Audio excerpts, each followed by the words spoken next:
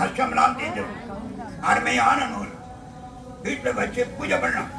நான் ஒரு ஏறத்தாழ 2026 வருஷத்துக்கு முன்னால அந்த விநாயகர் புராணத்தை வர 2 காண்டமா போட்டு வெறும் 50 ரூபாய் கொடுத்தேன். எல்லாரும் வீட்டே இருக்கு. வீட்டு பிள்ளைகளுக்கு கல்யாணம் ஆகலையா, டெலிவரி ஆகணுமா, எல்லாம் அந்த பாடலை படிச்சா சக்சஸ், வெற்றி தான். அப்படிப்பட்ட ஒரு அருமையான நூல் விநாயக புராணம். அந்த நூலை எழுதுகிற கட்சியை கூறியிருக்குமான் அவையடக்கமா என்ன சொல்றாரு பாருங்க.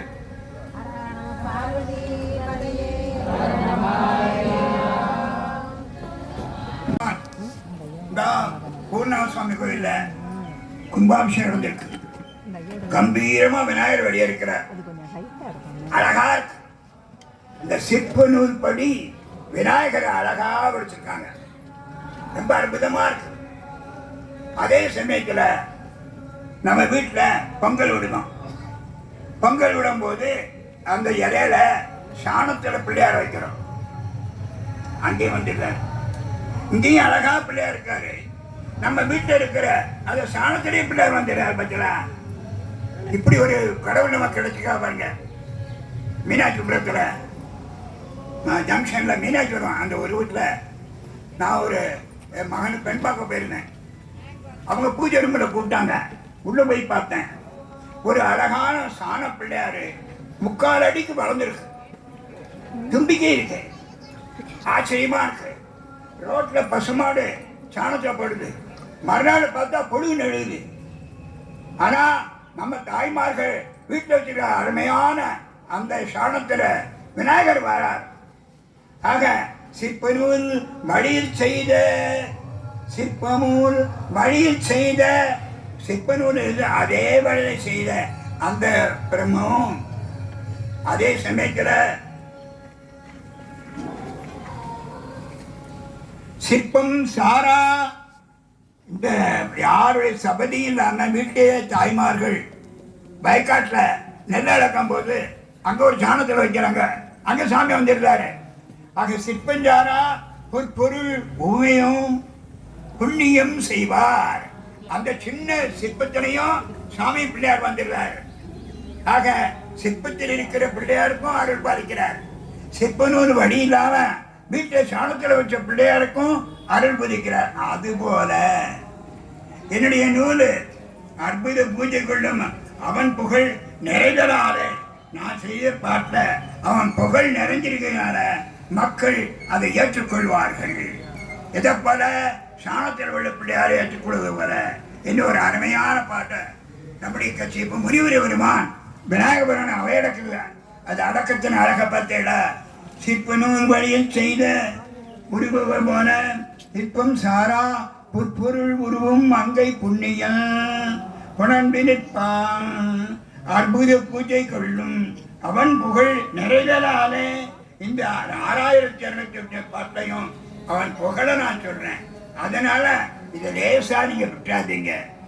சாணத்தில் ஒரு பிள்ளையார் மாதிரி இதை ஏற்றுக்கொள்ளுங்கள் என்ற ஒரு அழகான ஓமனம் சொல்றாங்க.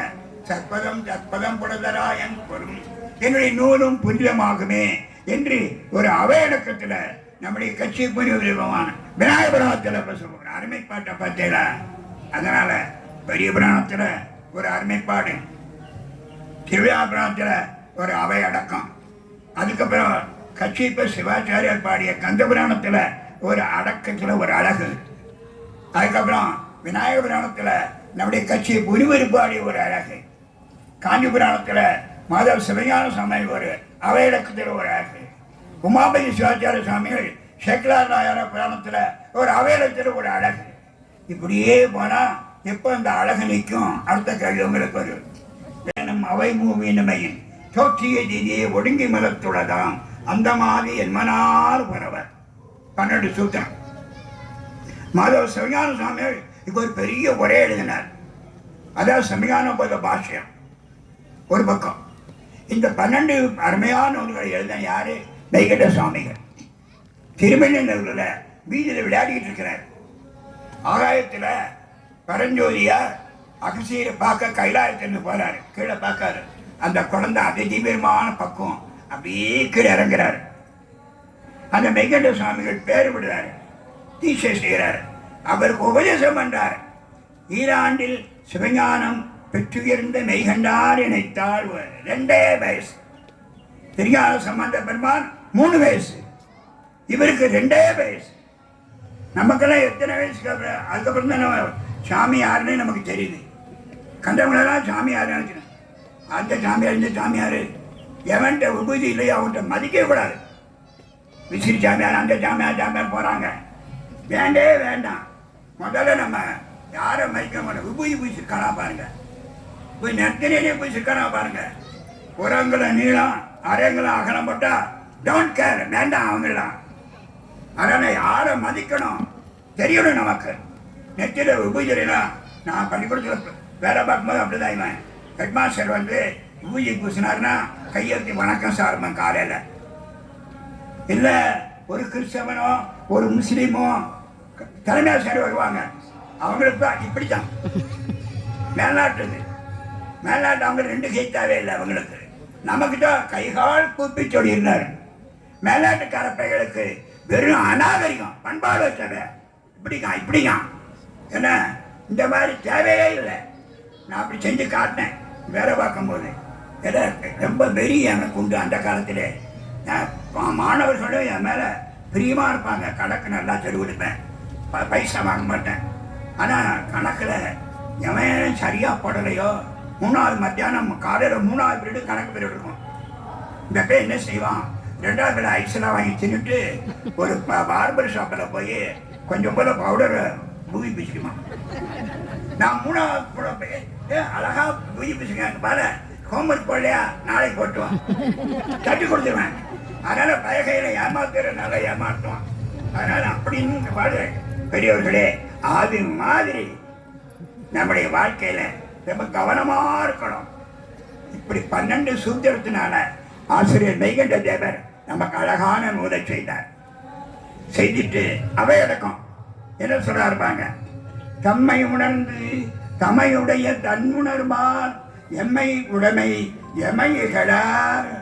தம்மை உணரார் உடங்கு ஏந்தி தம்மில் புணராமை கேளாம் புறன்.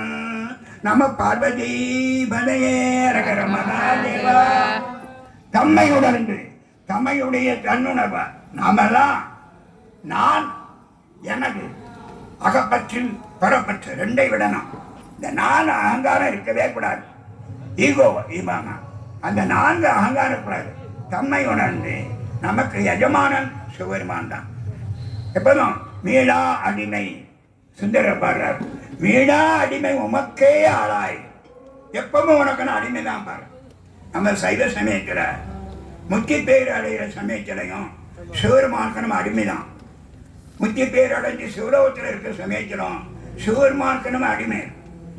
ஆனால் சிவ சமவாதம்னு ஒரு மதம் இருக்கு. அந்த மதம் என்ன முத்தி பேர் அடைகிற உயிரில் சிவபெருமான் படைத்தல் காத்தல் செய்து போல நாம செய்ய நமக்கு திறமை கொண்டு சொல்றது அது தவறு. மாதவ சிவஞான சாமியை கண்டிச்சிருக்கிறார். அங்கேயும் நம்ம ஆண்டான் அடிமைதான். பரமேஸ்வரனுக்கு அடிமை, எப்பொழுதும் அடிமை. நம்ம பொருளெல்லாம் அவனுடைய உடைமை. இந்த வீடு, இந்த நிலம், இந்த நகை, இந்த பிள்ளைகள், இந்த மருமகா எல்லாம் அவன் கொடுத்த பிச்சை. அதனால்தான் ஏற்பை நானாருடைய மனைவியை வந்த அடியார் கேட்கிற போது அவர் கொடுத்த பிச்சை கொடுக்கிறார். யாரால முடியும்? அதனால இது நம்ம பொருள் நினைக்கக்கூடாது. தம்மை உணர்ந்து தம்மையுடைய தன்னுணர்வா அவர்கள்லாம் எம்மையும் ஒரு அடியாராக ஏற்றுக்கொள்வார்கள். அவர்கள் நான் சொன்ன நூலை பார்த்து எகழ மாட்டார்கள். எம்மை எகழார், தம்மை உணரார். இதுக்கு நேர்மாறாக சிவபெருமானுடைய பெருமை தெரியாதவர்களெல்லாம் அவன் கூட்டணி அமைச்சு என்னை கேள்வி பண்ணாலும் ஐ டோன்ட் கேர். தம்மை உணரார் தம்மையை புணராமை கேளாம் புறன். அவங்க சொல்ற அந்த கேள்வி பேச்சுகளை நான் கேட்கவே மாட்டேன். ஆணித்தரமா சொல்றார். 2 வயசு பிள்ளை. அந்த அடக்கத்தை பார்த்தா, அந்த அழகை எப்படி இருக்கிற பார்த்தா, தம்மை உணர்ந்து தம்மையுடைய தன்னுணர்வார் எம்மை உடைமை எமையகளார். தம்மை உணரார் உடங்கியது தம்மில் புணராமை கேளாம் புறன். நம பார்வதி பதையே மகாதேவா.